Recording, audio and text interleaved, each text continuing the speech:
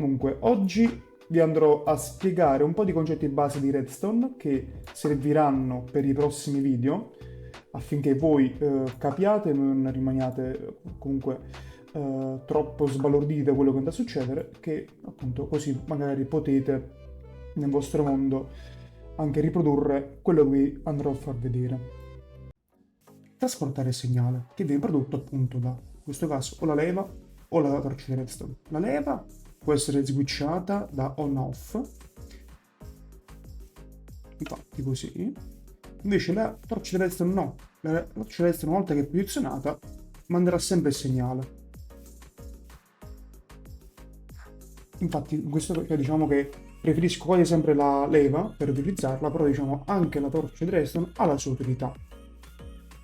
Vanno conosciute entrambe. Come potete vedere, il segnale di redstone arriva fino a un certo punto e poi si ferma. Diciamo che viene trasportato fino a un massimo di 15 blocchi. Infatti, come vedete, qui l'ho segnato. Ecco, al 15° blocco c'è ancora il segnale, al 16° no. E questo componente, vedete qui, non è stato attivato. Infatti il segnale non c'è. Invece, da quest'altra parte, anche qui arriva fino al 15, al 16° blocco c'è un ripetitore, il segnale viene rigenerato, ecco qui che il circuito continua. Il ripetitore è un componente, diciamo, base, sarà un componente base dei nostri circuiti che fa due cose, appunto una è rigenerare il segnale, che è importante, ma un'altra cosa altrettanto importante è che ritarda il segnale. E questo ritardo può essere settato cliccando col tasto destro su di esso. Lo potete vedere qui dalla distanza tra le torce di redstone. Ecco, 2, vedete? Cambia 3, 4. C'ha quindi 4 livelli di ritardo. Sostanzialmente più la distanza tra queste due torce di redstone è alta, più alto anche il ritardo. Adesso vi faccio vedere che il ritardo, diciamo, si vede, il ritardo massimo. Ecco. Continuiamo, mettiamo un altro ritardo intermedio. Qui. Sempre ritardo intermedio, livello 2. Ok, invece mettiamo un ritardo minimo, non così. Sì. Ecco qui, quasi istantaneo. Non l'ho messo in quell'altro modo perché adesso vi faccio vedere il ripetitore, ecco, vedete, ha solamente un senso. Questo ci è utile in alcuni circuiti. Vedete qui, ha un input e un output. Ai lati non prende segnale e non lo dà neanche. Ok? Questo è importante saperlo. Dopo questi due abbiamo i pistoni. Ok, questo è un pistone normale e deve essere alimentato da un segnale.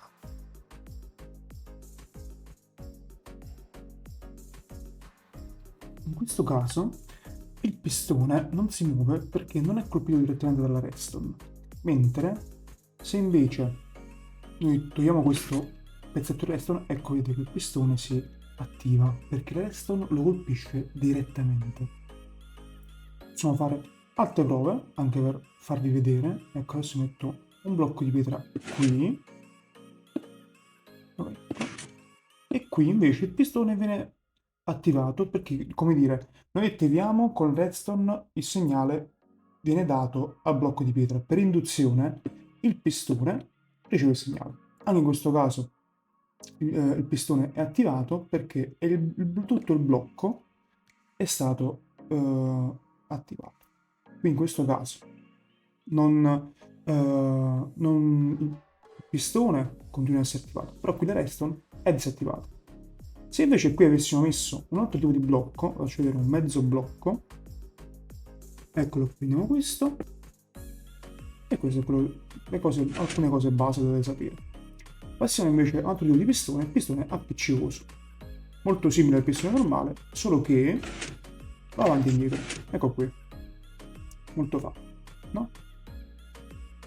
Passiamo invece a un'altra cosa ancora, il blocco di slime. Adesso vi faccio vedere che cosa fa questo blocco.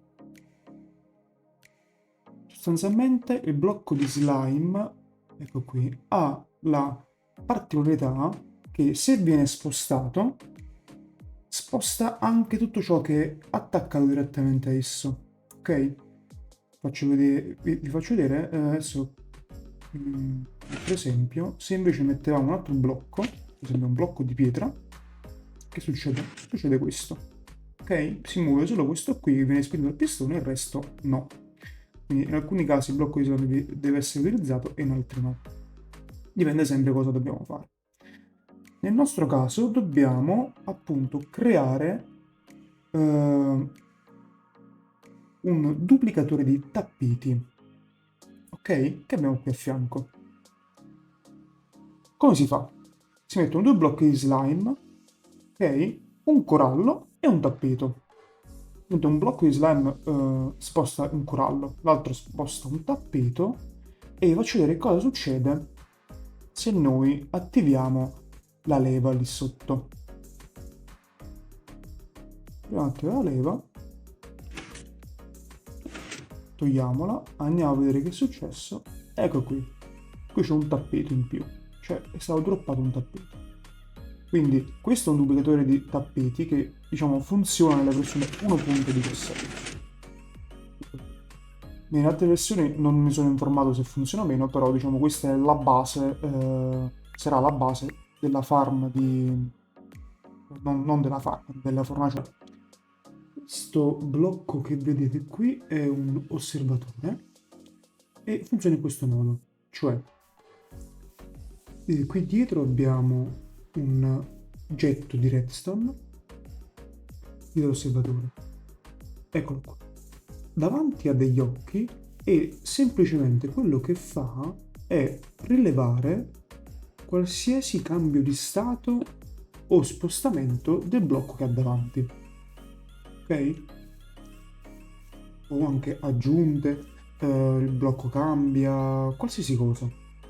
Qualsiasi cosa succede al blocco che ha davanti, lui manda un segnale, sostanzialmente. Faccio vedere con una zappa. Apriamo il blocco di erba, segnale. Adesso il blocco di terra zappato diventa di nuovo un blocco di terra, perché non c'è l'acqua. Di nuovo un altro segnale. Visto? Ok. Se invece poi cosa facciamo? Cambiamo, anzi se distruggiamo il blocco, dovrebbe dare un altro segnale. Eccolo qua. Rimettiamo invece un altro blocco, altro segnale. Ok? Quindi qualsiasi cambiamento di stato o cambiamento in generale del blocco, lui caccia un segnale. Questo qui invece è un ciclo, ok? Abbiamo messo due osservatori, uno di fronte all'altro, che si guardano negli occhi e ecco cosa succede. Danno un impulso di redstone ciclico, ok? Senza mai fermarsi. Ed è un ciclo che è molto facile da appunto attivare e disattivare proprio perché a noi basta mettere un pistone appiccicoso lì, spostare un osservatore e il ciclo si interrompe. Ok? L'unico diciamo, aspetto negativo di questo ciclo di redstone è che noi non possiamo appunto settare la rapidità del ciclo, cioè è quello e basta. Ok? Mentre in altri casi lo possiamo fare. Faccio vedere più avanti. Qui invece abbiamo un altro esempio di ciclo, ok? Per tutto è attiva, rimane attiva, ok? Però quello che possiamo fare qui è settare il ritardo, ok? Farlo più veloce, più lento, in base alle nostre esigenze.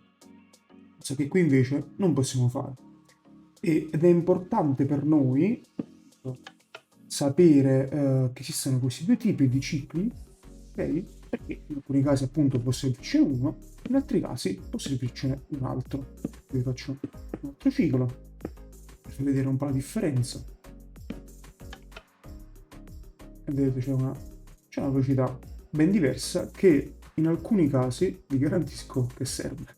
Permette di inserire oggetti all'interno di bauli o anche altri blocchi senza dover aprire, quindi in maniera automatica. Viene molto usato nelle farm. Facendo in questo modo io sto collegando le tramogge e se butto qui un oggetto, ok, l'ho buttato, vedete che è arrivato a destinazione. È molto utile e lo useremo spesso, davvero molto spesso, sì. Passiamo adesso invece alle rotaie e i carrelli, quelli che utilizzeremo nei prossimi video. Ecco qui. Ok, questo qui dorato è un binario alimentato, questo qui invece con i legnetti, possiamo dirlo così, è un binario normale, quindi non fa niente, serve solamente a riempire i buchi sostanzialmente. Se viene alimentato con la redstone, vedete, luccicosa, possiamo dire luccicoso, e fa partire, diciamo, i carrelli. Eccolo qua. Perfetto. Facendo così il carrello va avanti e indietro. In particolare questo carrello è un carrello con la tramoggia. Ok? Questo che vuol dire che funziona come una tramoggia, sostanzialmente. Spacchiamo qua e vi faccio vedere un po'. Giustamente prima mi tolgo gli oggetti, poi li rimetto, sono deficiente. Vabbè. Lasciamo sto particolare. Ecco differenza. Qua. Mettiamoci una bella tramoggina.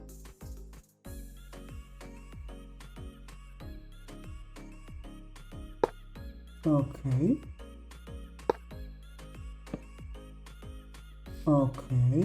Ci mettiamo questo biato giusto per prova. Apriamo qui. Eccolo qua.